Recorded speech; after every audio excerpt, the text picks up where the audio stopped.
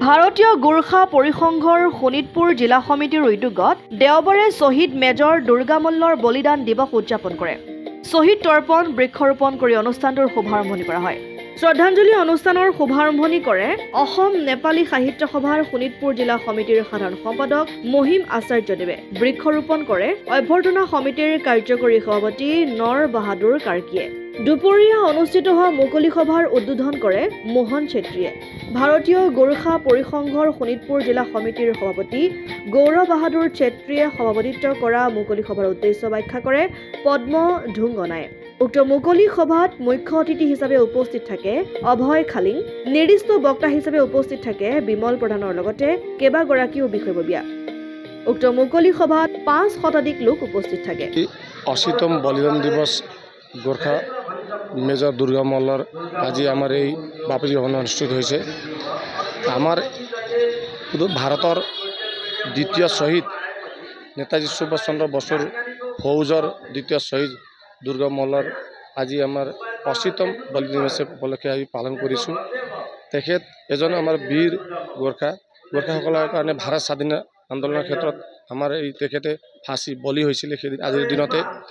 আমি এই মহান ব্যক্তিৰ স্মৰণ কৰি আজি ভাৰতীয় শোণিতপুৰ জিলা সমিতিৰ সৌজন্যত ঠেলামাৰা বৃহৎ গোৰ্খা সমুদায়ৰ সৌজন্যত এটা বৃহৎ এই গৰম দিনতে আমি এটা পুণ্যতিথিত আমি বলিদান দিৱস পাতিবলৈ লৈছোঁ। সেয়ে আমি গোৰ্খাসকলৰ ইয়াত বলিদান হিচাপে গোৰ্খা সমাজৰ কাৰণে কিমান গৰিয়ানা এই বিষয়টো আজিলৈকে চৰকাৰে বা কোনো জাতিয়ে আমাক কৰিব পৰা নাছিলে। আজি আমি এই ভাৰতবৰ্ষ আন্দোলনৰ সময়ত আমাৰ গোৰ্খাসকলৰ কেইজনমান শ্বহীদ হৈছিলে এই কথা আজিলৈকে চৰকাৰৰ ফালৰ পৰা ৰাইজৰ ফালৰ পৰা কোৱা নাছিলে।